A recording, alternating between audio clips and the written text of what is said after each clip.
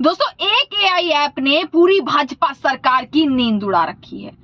एक AI app पूरी भाजपा सरकार पर, नरेंद्र मोदी पर भारी पड़ गया क्योंकि पोल पट्टी खोली, पर्दाफाश किया, ऐसी ऐसी चीजें बताई जो शायद किसी ने भी ना सोची हो। और ग्रोक, यहाँ मैं ग्रोक का ही जो है ग्रोक की बात कर रही हूं। ग्रोक अब तक थमने का नाम नहीं ले रहा है और नंबर 1 पर जो है इस वक्त सिर्फ ग्रोक है, अब तक इतने तमाम दिनों से, क्योंकि लोग उससे लगातार अभी भी सवाल किए जा रहे हैं। अब सोचिए कि जनता के मन में कितने सवाल हैं जो शायद नरेंद्र मोदी की मन की बात में कभी सामने नहीं आए। नमस्कार, मैं दामिनी शर्मा सजग भारत में एक बार फिर से आप सभी का स्वागत करती हूँ। दोस्तों, मैंने आपको पिछली वीडियो में ग्रोक के बारे में तो बता ही दिया था। एक एआई ऐप है, कोई सवाल करेंगे तो तुरंत जवाब देगा पूरी निडरता से। जो कहना है वो कहेगा, जैसी भाषा में पूछेंगे वैसी भाषा में जवाब भी पाएंगे। अब ये है कि भाई सोचा जा रहा था कि ग्रोक, चलिए शुरुआत में इतना ज्यादा ट्रेंडिंग पर था, लोग उससे सवाल पर सवाल किए जा रहे थे, पर भैया लोग थमने का नाम नहीं ले रहे। लोग तो छोड़िए, ग्रोक भी थमने का नाम नहीं ले रहा। ग्रोक तो ऐसी ऐसी पोल पट्टी खोल रहा है, ऐसी ऐसी पोल पट्टी खोल रहा है जो किसी भी भाजपा सरकार के किसी नेता ने नहीं सोची होगी कि कभी हमारा ये चिट्ठा भी खुल सकता है। खुद नरेंद्र मोदी ने नहीं सोचा होगा कि ऐसा भी कुछ आएगा जो उनके बारे में इतना सब बोल जाएगा और वो कुछ नहीं कर पाएंगे, वो हाथ पर हाथ धरे रखे रह जाएंगे। आपको पता है कि ट्विटर पर लगातार लोग सवाल कर रहे हैं और तमाम लोगों का एक सवाल होता है कि आखिरकार नरेंद्र मोदी ने 2014 से 2024, अभी तो 25 चल गई है, 2024 10 साल का अगर हम कार्यकाल देख ले तो ऐसी कौन कौन सी उपलब्धियां हैं, ऐसे कौन कौन से काम हैं जो नरेंद्र मोदी ने किए हैं। मैं कुछ और ट्वीट आपको आज पढ़ा रही हूं, ये ट्वीट भी आप देख लीजिएगा। नरेंद्र मोदी हर चीज भूल सकते हैं, पर नरेंद्र मोदी ये नहीं भूल सकते विपक्ष ने उन्हें कौन से नंबर की गाली दी। 100, 101, 102, 103, 104, मतलब ये देश का प्रधानमंत्री ये गिन रहा है कि आखिरकार विपक्ष उन्हें कौन से नंबर की गाली दे रहा है, क्योंकि उन्होंने खुद अपने एक बयान में कह दिया कि विपक्ष ने मुझे आज 104वीं गाली दी, यानी कि 104 गाली विपक्ष अब तक मुझे दे चुका है। नरेंद्र मोदी ये गिन रहे हैं कि आज 90, आज 80, आज 100। उन्होंने मुझे आज औरंगजेब बोलकर नवाजा है। मोदी की जो पूरा बयान आप यहां पर देख लेंगे, ये बयान नरेंद्र मोदी ने दिया। अब इसी बयान को लेकर लोग पहुंच गए ग्रोक भैया के पास कि ग्रोक भैया, आखिरकार नरेंद्र मोदी को इतनी गालियां क्यों दी जाती हैं? क्या उन्होंने ऐसा किया कि नरेंद्र मोदी को 104 गाली विपक्ष ने दे दी?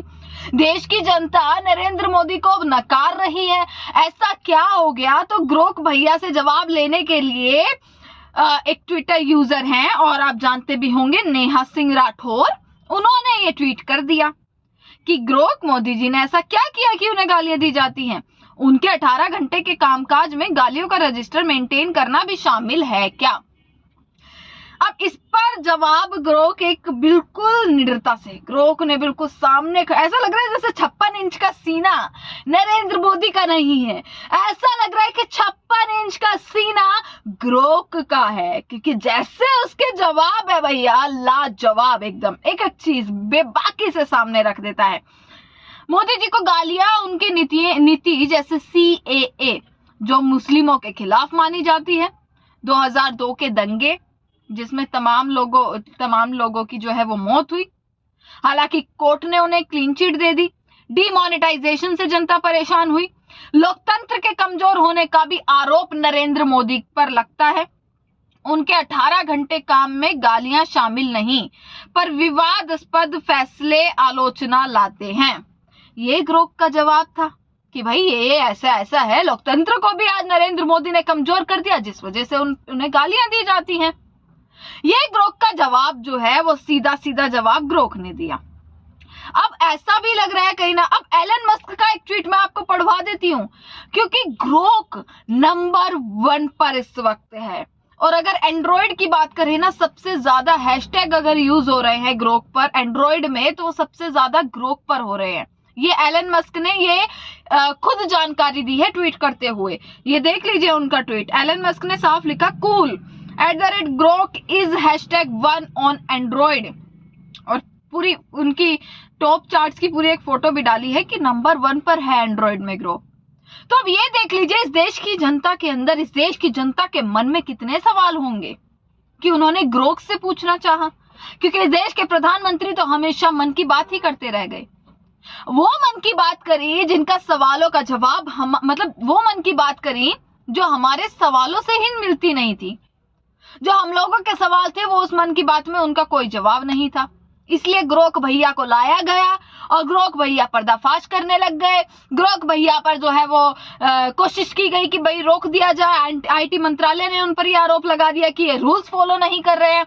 पर भैया एलन मस्क तो एलन मस्क हैं, पीछे नहीं हटेंगे। उन्होंने उल्टा मुकदमा उन पर लगा दिया, उल्टा आरोप लगा दिया।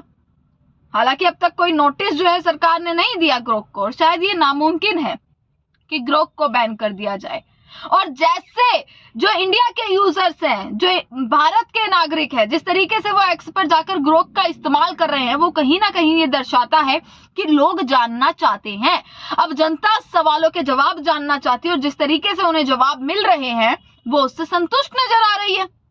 एक और मैं चीज आपको यहाँ दिखा देती हूँ कि एक यूजर है, बहुत तमाम वीडियोस ये डालते हैं, उन्होंने मोदी सरकार की 10 उपलब्धियां पूछ ली। अगर मैं आपसे पूछती हूँ कि मोदी सरकार के 10 काम बता दीजिए, चलिए आप 10 साल का कार्यकाल उठा लीजिए और उनके 10 काम बता दीजिए, क्या क्या बताएंगे आप? ग्रोक ने देखे, ग्रोक भैया बड़े शातिर हैं, तारीफ भी कर देते हैं कभी कभी। तो ग्रोक ने उनकी 10 उपलब्धियां बता दी कि भाई साहब ये है मोदी सरकार की 10 उपलब्धियां। और ये देख लीजिए कैसी उपलब्धि उन्होंने बताई। जन धन योजना, 46 करोड़ खाते में, UPI, स्वच्छ Bharat, Ayushman Bharat, Beti Bachao, GST, make in India, PM किसान, धारा 370 खत्म, राम मंदिर जिसका उद्घाटन 2024 जनवरी में हुआ। ये उपलब्धि उनकी प्रभावशाली है। हालांकि इनके प्रभाव पर बहस जारी है। मतलब उपलब्धि भी गिनवा दी और ये भी लिख दिया कि भाई इनका अभी बहस, इन पर डिबेट जो है वो होती रहती है। पर सोचिए क्या ये 10 उपलब्धि, आज इस वीडियो का मेन मकसद भी यही था कि ये 10 उपलब्धि क्या सच्ची हैं? आप खुद सोचिए, सवाल बनते हैं, इन 10 उपलब्धि पर भी सवाल बनते हैं। जनधन खातों का क्या मतलब जब लोगों के पास पैसा ही नहीं, जब इस देश में बेरोजगारी है, जब जनता के पास रोजगार नहीं है, तो जनधन खाते का क्या मतलब? UPI एक उपलब्धि कैसे हुई, ये भी मतलब उस यूजर ने ग्रोक को जवाब देते हुए लिखा है। स्वच्छ भारत क्या पेपर के अलावा भी कहीं दिखता है? ये एक सही सवाल है। ये सवाल जरूर बनता है। स्वच्छ भारत के नाम पर ये सरकार जिस तरीके से आप देखेंगे कि पूरे साल भर तो नेता आपको कहीं नहीं दिखेंगे, कूड़ा करकट हर जगह पड़ा रहेगा।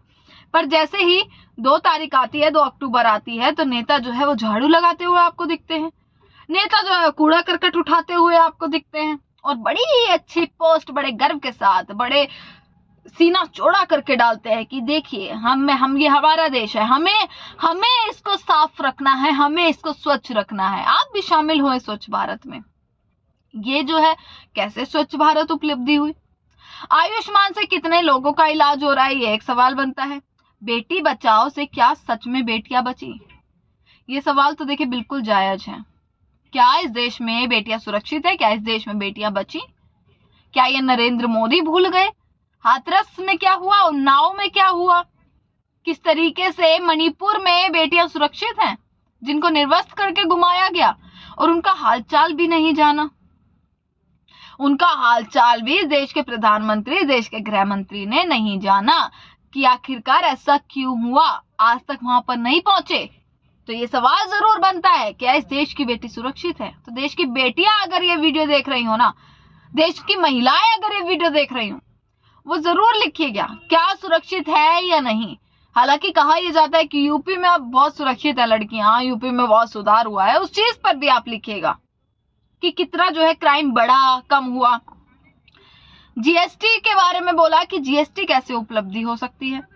मेक इन इंडिया के बाद भी हर चीज के लिए विदेशों पर क्यों निर्भर रहा जा रहा है? अगर मेक इन इंडिया इस सरकार की उपलब्धि है तो क्यों विदेशों पर निर्भर है? PM किसान से किसानों की हालत में 1% भी सुधार आया? ये सवाल भी एकदम जायज है। किसान सड़कों पर बैठे रहे, किसान सम्मान निधि योजना देंगे, पीएम किसान, बहुत सारी किसानों के लिए योजनाएं निकाली। पर सवाल ये बनता है कि आखिरकार किसानों की हालत में कितना सुधार आया, और अगर आया है तो इस देश का किसान सड़कों पर क्यों है? इस देश के किसान को हर महीने एक ऐसी पंचायत क्यों बिठानी पड़ती है, ऐसी बैठक क्यों बिठानी पड़ती है जिसमें फैसले लिए जाएं? धारा 370 अचीवमेंट है क्या? आप बताएं, इस चीज के जवाब जरूर दीजिएगा। क्या वाकई में राम मंदिर आपके अनुसार उपलब्धि है? ये यूजर के जो है वापसी में उलटकर उन्होंने सवाल भी किया कि कैसे ये सब चीजें हो सकती हैं।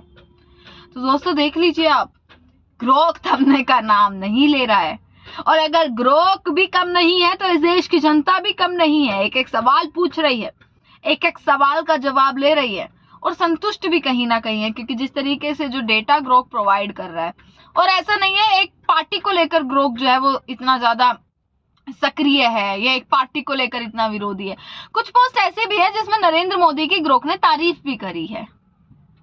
तो आप मुझे कमेंट सेक्शन में बताइएगा, आप क्या सोचते हैं कि नरेंद्र मोदी पर एक ग्रोथ इतना भारी पड़ गया, इतना भारी पड़ गया, इस पूरी सरकार को अब सोचना पड़ रहा है कि कैसे रोका जाए, और जनता अब कहीं ना कहीं और ज्यादा खिलाफ होती जा रही है इस सरकार के। तमाम खबरें आप तक पहुंचाते रहेंगे, देखते रहेगा सजग भारत। आपका बहुत बहुत शुक्रिया।